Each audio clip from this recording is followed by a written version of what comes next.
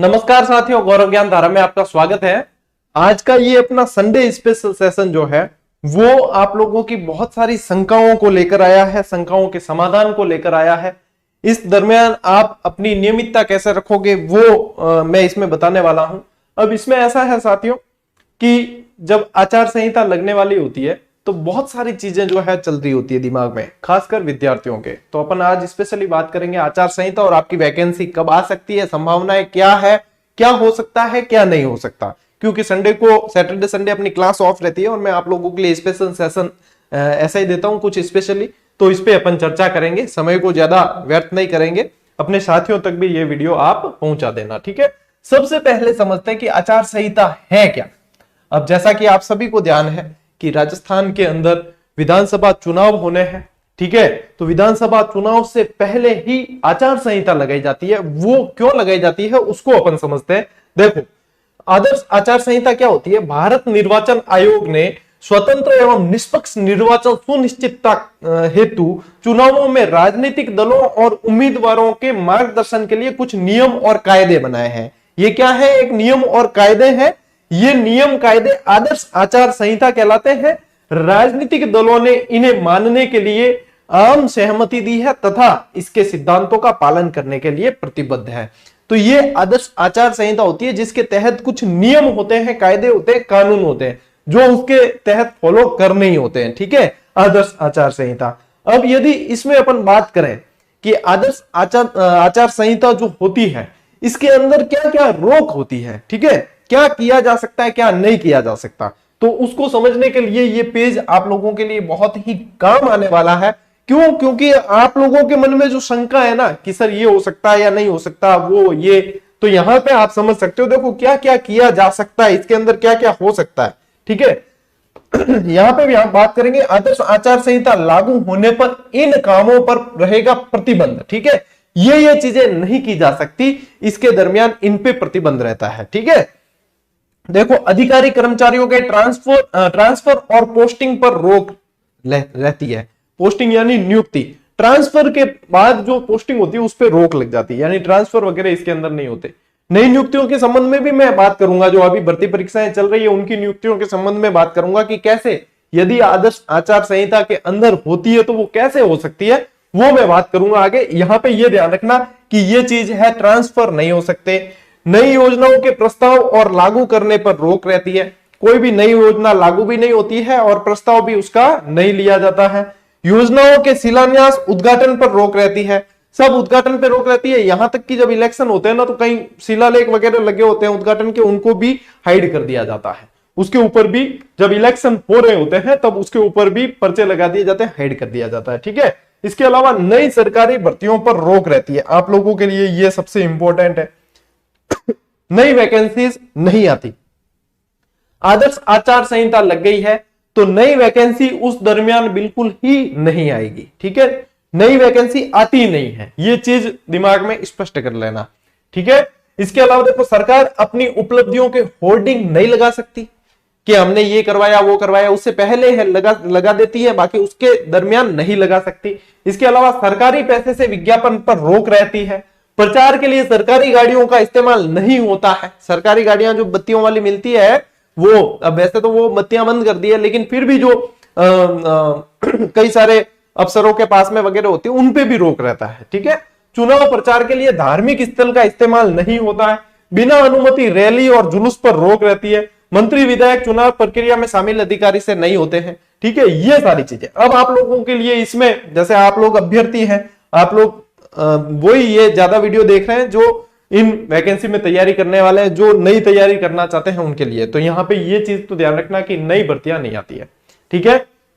अब बात करें कि आदर्श आचार संहिता लग कब सकती है अपने राजस्थान के अंदर। जो सुनने में आ रहा है वो मैं बता रहा हूं आप लोगों को कि ये आदर्श आचार संहिता जो सुनने में आ रहा है वो बता रहे हैं कि 7 अक्टूबर को ये लगने की संभावना बताई जा रही है, ठीक है। अब हो सकता है 1-2 दिन आगे 1-2 दिन पीछे, 5 तारीख से पहले तो नहीं लगेगी, 5 से बाद में जो है ये लग जाएगी। लगभग बता रहे 7 अक्टूबर। अब एक न्यूज पेपर जो कटिंग वायरल हो रही है ना वो तो एमपी की है कि 29 नवंबर से चुनाव और 7 अक्टूबर से आचार संहिता वो एमपी की है, लेकिन राजस्थान में भी ये सुनने को आ रहा है कि आचार संहिता आपके 7 अक्टूबर से लगेगी।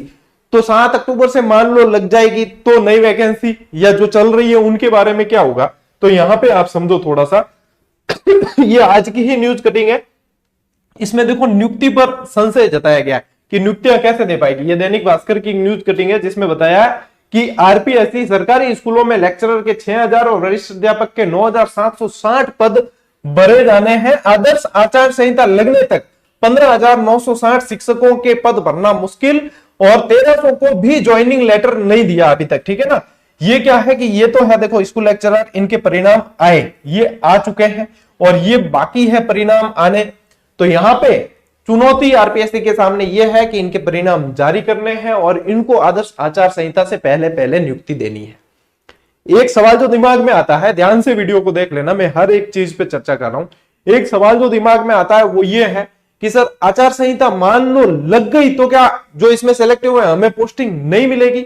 आपको पोस्टिंग मिल सकती है, ऐसा नहीं है कि आदर्श आचार संहिता लग गई तो पोस्टिंग देंगे ही नहीं, मिल सकती है, लेकिन निर्वाचन विभाग से परमिशन लेने के बाद उनके साथ में उनको कोऑर्डिनेशन बिठाना पड़ता है। यदि वहां कॉम्बिनेशन जम गया और परमिशन ले ली जाती है और परमिशन लेने के बाद में फिर नियुक्तियां दी जा सकती है, लेकिन नई भर्ती तो आती नहीं है, ये बात तो क्लियर है। फिर भी सरकार कोशिश यही करे कि यहां पे आदर्श आचार संहिता लगने से पहले पहले इनको पोस्टिंग दे दें तो किसी तरह का कोई लफड़ा नहीं हो। वैसे L1 में तो विद्यार्थी स्कूलों में पहुंचने लग गए हैं, काउंसलिंग हो गई और स्कूलों में अब पोस्टिंग मिल जाएगी, उनको तो 1-2 दिन के अंदर पहुंच जाएंगे स्कूलों के अंदर। लेकिन बाकी जैसे L2 वाले हैं और बाकी स्कूल व्याख्याता के सेकंड ग्रेड के परिणाम जो पेंडिंग पड़े हैं उनकी नियुक्तियां जल्दी हो जाए तो सबसे बेस्ट है।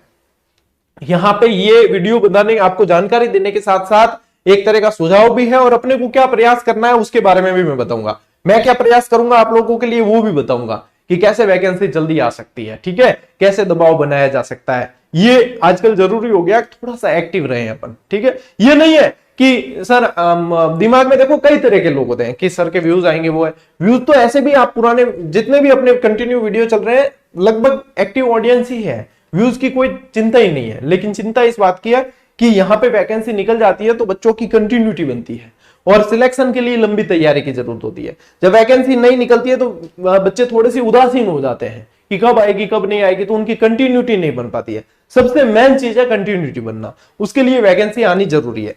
तो यहाँ पे देखो ये चीज है, यहाँ पे ये है कि यहाँ पे देखो बेरोजगार महासंघ के जो अध्यक्ष उपेंद्र यादव है उनका यहाँ पे एक कमेंट है कि आचार संहिता से पहले नियुक्ति मिले। आरपीएससी स्कूल लेक्चरर और वरिष्ठ अध्यापकों के पदों पर भर्ती के लिए परिणाम जल्दी जारी करे ताकि माध्यमिक शिक्षा निदेशालय आचार संहिता से पहले नियुक्ति की प्रक्रिया पूरी करा सके। यदि परिणाम नहीं आता और आदर्श आचार संहिता लग जाती है तो नियुक्ति अटक सकती है। ऐसा नहीं है कि अटकेगी ही, अटक सकती है, लेकिन परमिशन के बाद में नियुक्तियां दी जा सकती है। पहले दे दो तो बेस्ट है, कोई फिर बाद में कोई चिंता नहीं, अभ्यर्थी तनाव मुक्त रहे, लेकिन लग जाए उससे पहले दे तो ये सबसे बेस्ट है, ठीक है। इसके लिए ये यहाँ पे बेरोजगारों द्वारा जो है कोशिशें की जा रही है, जैसे शहीद स्मारक पर धरना है वगैरह, जो भी प्रयास किए जा रहे हैं, प्रयास करना भी चाहिए, सही है, क्योंकि प्रयास नहीं करते तो वो विभाग में भी पता नहीं उदासीन हो जाते हैं, वो भी काम करे नहीं करे, हालांकि उनका काम है करना, लेकिन फिर भी बहुत स्पीड से कर भी रहे हैं, लेकिन जो है डिले हो जाता है और इससे पहले हो जाए तो बढ़िया। अब यदि 7 अक्टूबर को भी आचार संहिता लगती है तो काम करने के लिए मुश्किल से 14 से 15 दिन, उसमें भी बीच में छुट्टियां आ जाती है, ठीक है, तो मुश्किल से काम करने लायक जो दिन बचते हैं वो 10 एक दिन बचेंगे। तो इन 10 एक दिनों के अंदर इनको पोस्टिंग भी देनी है और नई वैकेंसी भी निकालनी है, ठीक है। सरकार खुद चाहेगी वैकेंसी निकालना, क्योंकि 1 लाख भर्ती के जो बजट में घोषणा की गई है, यदि सरकार चाहती है कि हम रिपीट हो और विपक्ष को कोई मुद्दा नहीं मिले तो उन्हें खुद ये वैकेंसी निकालनी ही पड़ेगी, क्योंकि वैकेंसी नहीं निकाली तो पूरा ही जो है युवा वर्ग वो नाराज हो जाता है। भाई सिलेक्ट होने वाले होते हैं कम और नहीं सिलेक्ट होने वाले ज्यादा होते हैं, उनको आशाएं होती है कि और वैकेंसी निकले और हम जो है हमारी तैयारी करके हम भी अपने सपने साकार करें। तो वहां पे फिर सरकार के लिए भी ये इनको निकालनी पड़ेगी और युवाओं की भी उम्मीदें बनती है, और इससे फिर ये भी होता है, सरकार को भी एक चीज रहती है, हमने वैकेंसी निकाली, अब युवा हमें जिताए तो क्या पता हम हमारे ऊपर विश्वास करके हमारी सरकार वापस आ सकती है। ये कई सारी चीजें गणित चलती है, ठीक है। तो यहां पे ये है। बात करें अब संभावना की कि अब क्या क्या संभावनाएं हैं, क्या क्या हो सकता है। ठीक है, इस आदर्श आचार संहिता लगने के पहले क्या क्या हो सकता है। जहां तक संभावनाएं बताई जा रही है वो यही बताई जा रही है कि इसी माह के अंदर, इसी माह में स्कूल व्याख्याता की विज्ञप्ति आ जाएगी। ठीक है, लगभग आप मानकर चलो कि 6000 से ज्यादा पोस्ट आने के बारे में सब जगह चर्चा यही चल रही है। अब ये जो है साथियों संभावनाएं हैं, और हम जो शिक्षक हैं वो संभावनाएं बता सकते हैं। इसके पीछे कारण दो होते हैं। इसके पीछे हमारे संभावनाएं बताने से कई विद्यार्थियों की नियमितता बनती है। कई विद्यार्थी जो है जहां से उनके पास में नेगेटिविटी आ रही होती है, जहां से उन्हें डिमोटिवेट किया जा रहा होता है, वहां से उन्हें यहां से क्या होता है, सकारात्मक ऊर्जा का एक पुशअप मिलता है। ठीक है, एक पुश मिलता है जिससे वो अपनी पढ़ाई को कंटिन्यू रखते हैं। हाँ, आज नहीं तो कल वैकेंसी आएगी, हमें कंटिन्यू, यदि हमें वास्तव में सपना साकार करना है, हम कंटिन्यू यदि रहते हैं, नियमितता बना के रखते, तो हमें जरूर जो है सफलता मिलेगी। तो हम यदि भाई कई जने कहते हैं सर आप यही कहते हो हमेशा आएगी या वो होगा या ये, तो सबसे पहली बात तो पॉजिटिविटी अंदर होनी चाहिए और आशावादी होना चाहिए इंसान। जो मैं तो हूं कम से कम, बाकी का नहीं, लेकिन आशावादी होने से क्या है, उसको सारी चीजें अच्छी दिखती है, उसको पॉसिबिलिटी दिखती है कि क्या क्या संभावनाएं हैं। तो संभावनाओं पर अपन बात करते हैं, वो भी सकारात्मक। ठीक है, संभावना यही है कि स्कूल व्याख्याता की विज्ञप्ति जो है वो जारी हो जाएगी इसी माह में, बता रहे हैं। नहीं तो 5 अक्टूबर या आचार संहिता 7 अक्टूबर को मान लो लगती है, तो उससे पहले तो आ जाएगी, ये 90% संभावना बताई जा रही है। इसी माह वरिष्ठ अध्यापक भर्ती की विज्ञप्ति भी जारी होने की संभावनाएं बताई जा रही है। रीट प्री की विज्ञप्ति, अब प्री में तो देखो नियुक्तियां भी नहीं देनी है, प्री तो हर साल करवाने का प्रावधान है। तो मैं यहां पे सरकार से ये तो निवेदन करना चाहूंगा कि इस प्री को आप निकाल सकते हो, निकालनी ही चाहिए, क्योंकि हर साल आप बीएड पास करवाते हो कई सारे बच्चों से, हर साल आप बीएसटीसी पास करवाते हो। जब उन बच्चों को तुरंत हर साल यदि आप प्री निकाल देते हो तो उनकी कई सारी समस्याएं दूर हो जाती है। वो प्री करके और फिर मेंस के लिए प्रिपेयर कर सकते हैं अपने आप को। वहां पे बच्चे नए होते हैं, उनके सामने कई सारी नई चीजें होती है, तो वहां पे आप यदि ये प्री को सही समय पे शेड्यूल के हिसाब से करवाते हो तो सरकार के लिए ही बहुत बढ़िया है, उसकी ही छवि अच्छी बनती है कि हाँ हम ये एग्जाम तो नियमित करवा रहे हैं व्यवस्थित, इसमें आपको पोस्टिंग देनी नहीं है, इसमें आपको एग्जाम करवाना है, प्री करवाना है, पात्रता परीक्षा है तो पात्रता परीक्षा तो कम से कम करवाई जाए। इसके अलावा सीईटी, ठीक है, ये भी 1 साल के लिए ही, ये तो 1 साल के लिए वैलिड है। रीट तो लाइफ टाइम कर दी है अब, लेकिन सीईटी तो हर साल है, तो सीईटी 1 साल के लिए वैलिड है, तो इसको भी करवाना पड़ेगा इन्हें। ठीक है, इसके अलावा देखो बचे हुए परिणाम और नियुक्तियां 5 अक्टूबर से पहले जारी करके और नियुक्तियां भी दे दे, ऐसी संभावनाएं हैं। यदि बात करें अपन के सर ये वैकेंसी आ भी जाएगी तो एग्जाम की वैकेंसी सर आ भी गई, मान लो वैकेंसी तो आ भी गई, तो एग्जाम कब तक होगा? तो एग्जाम के लिए मैं बता दूं आपको कि लगभग 8 से 10 महीने आपके एग्जाम नहीं होना है, 8 से 10 महीने एग्जाम नहीं होना है। लेकिन सबसे बेस्ट टाइम होता है विज्ञप्ति का, अपने तैयारी का, कि आप लोग पहले प्रिपेयर करें जब एग्जाम की डेट आसपास नहीं है। उस समय क्या होगा, आपके बहुत सारे कंसेप्ट क्लियर होंगे, आपको जो चीजें याद नहीं होती आप उनको बेहतर तरीके से पढ़ पाओगे, आप अपने खुद के नोट्स बना पाओगे, आप ये निर्णय ले पाओगे कि आपको क्या पढ़ना है क्या नहीं पढ़ना है। क्योंकि आजकल जो सोशल मीडिया का दौर है, हर जगह से सलाह मिलती है, तो विद्यार्थी सही सलाह क्या है गलत क्या है उसमें फर्क कई बार जो है जब एग्जाम डेट सिर पे होती है तो वो कर नहीं पाता है फर्क कि क्या सही है क्या गलत है। सब जगह से मार्गदर्शन उसको मिलता है लेकिन वो खुद का डिसीजन नहीं ले पाता है। इस दरमियान जो आपको ये गैप मिलेगा तो यहां पे आप खुद का डिसीजन ले पाओगे, आप कंटिन्यूटी रख पाओगे और नियमितता के साथ में आपको रिवीजन का समय मिलेगा, आप अपने आप को तराश सकते हो और उसके लिए अपने आप को तराशने में समय चाहिए। मानकर चलो 8-10 महीने एग्जाम कोई नहीं होगा, लगभग हो सकता है कि साल भर भी निकल जाए। लेकिन जब वास्तव में तैयारी करने वाले और जिनको सिलेक्शन चाहिए उनके दिमाग में ये होना चाहिए कि साल भर एग्जाम मान लो नहीं होगा लेकिन होगा तब सिलेक्शन मेरा होगा। ये तैयारी के लिए आपको कंटिन्यूटी चाहिए होगी, आप जितना नियमित रहोगे। अभी देखो हजारों की संख्या में यदि आप जीजीडीएस भी देखोगे, जीजीडी से पढ़े हुए भी, ऐसा नहीं कह रहा हूं मैं कि सिर्फ और सिर्फ यहां से पढ़े, क्योंकि मैंने सब्जेक्ट नहीं पढ़ाया, मैंने जीके पढ़ाया था, ठीक है। लेकिन यहां बहुत सारे विद्यार्थी, मैं स्क्रीनशॉट भी नहीं डाल पाते हूं, इतने मैसेज आते हैं, तो इतने सारे विद्यार्थी अब तो स्कूलों में पहुंचने वाले, उनकी कईयों की काउंसलिंग हो चुकी है, उनको स्कूल अलॉट हो चुकी है। यदि आप चाहते हो कि हम भी उस श्रेणी में आए तो मैं आपको बता दूं कि ये जितने भी मेरे पास में मैसेज आए वो कम से कम 1 से 1.5 साल से तैयारी कर रहे हैं कंटिन्यू। क्योंकि उन्होंने नियमितता रखी है, इसलिए उन्होंने सफलता का स्वाद भी चखा है। तो आप लोगों को भी यहां पे नियमितता रखनी पड़ेगी। यदि इस वीडियो का कंक्लूजन बताऊं, मैं आपको सार बताऊं इस वीडियो का, तो वो ये है कि एक तो देखो, लगभग माना जा रहा है कि 7 अक्टूबर या इसके आसपास आचार संहिता लग जाएगी। दूसरी बात यह है कि आदर्श आचार संहिता से पहले पहले बताया जा रहा है कि फर्स्ट ग्रेड और सेकंड ग्रेड की विज्ञप्ति जारी कर दी जाएगी। ठीक है, इसके अलावा रीट पात्रता की विज्ञप्ति भी जारी होने की संभावनाएं है। फिर इसके अलावा यह है कि एग्जाम में समय जरूर लगेगा, लेकिन एक बार विज्ञप्ति जारी हो गई और आप लोगों को फिर बिल्कुल क्लियर हो जाता है आप लोगों के मन में कि हमें इसमें से ये सीट निकालनी है, हमारी रणनीति ये होगी, हमारी नियमितता इस तरीके से रहेगी और 100% जिस दिन एग्जाम होगा उस दिन हमारी जो है बहुत अच्छी पोजीशन होगी। जिस दिन रिजल्ट आएगा उस दिन हम बहुत अच्छी पोजीशन के साथ में सिलेक्ट होंगे। यदि इस नियमितता और इस पॉजिटिविटी के साथ में आप तैयारी करते हो, ये बहुत बढ़िया टाइम है। 8 से 10 महीने यदि अपन बात करें ना, 8 से 10 माह बहुत बढ़िया टाइम है। बहुत अच्छी और शानदार तैयारी की जा सकती है इस दरमियान जिसने अपने आप को झोंक दिया वो निकाल देगा बिल्कुल अच्छी तरीके से। यहां पे समय तो देखो देना पड़ता है, अपन अपनी तरफ से पूरा एफर्ट दे ही नहीं और अपन चाहे कि हम भी सिलेक्ट हो जाए, वो नहीं हो पाता है। अपने को अपना एफर्ट पूरी तरीके से देना होता है। हो सकता है कोई हमसे बेहतर एफर्ट दे रहा है तो पहले उसका सिलेक्शन होगा। कहीं ना कहीं हमने हमारे एफर्ट में चूक रखी है तो हमारा सिलेक्शन उसके बाद होना। दिखती बात है कि हमसे बेहतर उसने पढ़ा है। भाई मैं 4 घंटे पढ़ता था, वो 6 घंटे पढ़ा है तो उसका सिलेक्शन पहले होना है।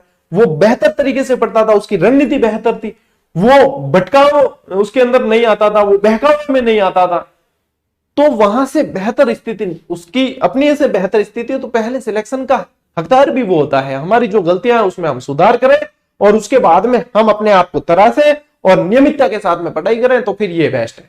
विज्ञप्ति आ जाए उसके बाद में ये समय आपको मिलेगा, कम से कम इसके अंदर बेहतर तरीके से करना है। मैं तो आपको करवा ही रहा हूं। मैं तो इस बार फर्स्ट ग्रेड का जीके पूरा आपने 60 से 65 क्लास हो चुकी है। मैं सारे बैच निःशुल्क ही करवाता हूं। मेरे पास में दिन के कम से कम 50 से ज्यादा मैसेज आते हैं दिन में, हर दिन, कि सर आपका पेड कोर्स हमें लेना है। अब उन्हें कितनी बार समझाया कि हम मेरा कोई पेड कोर्स नहीं है, जितनी क्लासें हैं सारी यूट्यूब पर है। और इसके अलावा आप सोशल हैंडल से हमारे जुड़ना चाहते हो तो वो ये है, ऐप पर सिर्फ हम टेस्ट सीरीज करवाते हैं, अभ्यास करवाते हैं, क्योंकि हमसे बच्चा पढ़ रहा है। मैं पढ़ाता हूं, पूरे कोर्स पढ़ाता हूं यूट्यूब पे, सारे जीके तो लगभग सारा ही मैं पढ़ाता हूं। तो मेरे से बच्चा पढ़ रहा है तो वो अभ्यास भी मैं बेहतर तरीके से करवाने की कोशिश करता हूं, तो वो यहां से प्ले स्टोर से बिल्कुल नाम मात्र के शुल्क में और नियमित अभ्यास कर सके। तो उसके लिए प्ले स्टोर पे ऐप है, ऐप पर कोर्स नहीं मिलेगा आपको। हम क्लासेस बेचते ही नहीं है, हमारी क्लासेस पेड है ही नहीं। यदि हमारी क्लासेस देखनी है आप यूट्यूब पर देखें, प्लेलिस्ट देखें, प्लेलिस्ट के अंदर ही मिलेगी सारी क्लासेस। और फर्स्ट ग्रेड की तो बहुत शानदार तरीके से चल रही है, जीके लगभग पूरा होने वाला है। उसके बाद में मैं मैनेजमेंट करवाऊंगा और मैनेजमेंट बहुत बेहतर तरीके से करवाऊंगा। मानकर चलो कि आपके सवाल तो गलत होने वाला नहीं है। ये सिलेक्शन जो आप हजारों संख्या में देखते हो वो ऐसे ही नहीं हुए हैं, वो मेहनत के दम पे हुए हैं। इसके अलावा टेलीग्राम पर 1,72,000 से अधिक विद्यार्थी जुड़े हुए हैं, तो टेलीग्राम पे जुड़ सकते हो आप QR कोड स्कैन करके, या फिर सर्च कर लो टेलीग्राम पे गौरव ज्ञान धारा। सभी हैंडल पे अपना नाम जो है वो गौरव ज्ञान धारा ही है। कहीं पे भी आप पूछते हो बार बार कि सर वहां पे क्या नाम है, वहां क्या नाम है, सब पे गौरव ज्ञान धारा नाम है। एक तो फेसबुक पेज पे ये है गौरव सिंह गानेराव, और एक इंस्टा पे गौरव ज्ञान धारा ऑफिशियल है। बाकी सब पे गौरव ज्ञान धारा है, ये QR कोड है। बाकी तैयारी मैं तो करवा ही रहा हूं, लेकिन आपको अपनी तरफ से बेहतर करनी पड़ेगी। ये है आदर्श आचार संहिता, और आपके मन में जो सवाल उठ रहे थे उसके बारे में संभावनाएं कि ये हो सकती है। जहां तक मैं मानकर चल रहा हूं, पूर्ण आशावादी होकर, कि इसी माह के अंदर अंदर अपन को विज्ञप्ति देखने को मिलेगी। इस माह में मान लो नहीं भी देखने को मिले तो अपने को अक्टूबर के पहले सप्ताह में विज्ञप्ति देखने को मिल जाए, और उसके बाद में अपन लगे धुआंधार तरीके से और बेहतर तरीके से जब भी एग्जाम हो अपन अपनी सीट कंफर्म करके निकाले। ठीक है ना, ये भावना हमेशा रहे। बाकी आपकी कोई शंका है तो आप कमेंट करके बता सकते हो। मैं कमेंट पढ़ के, या मेरी टीम के जो भी मेंबर है कमेंट करके पढ़ के आपको रिप्लाई देने की कोशिश करेंगे। बाकी आपका कोई सुझाव है तो भी आप दे सकते हो। अपन मिलते हैं साथियों अगली क्लास में, अगले वीडियो में। तब तक के लिए राम राम, जय हिंद।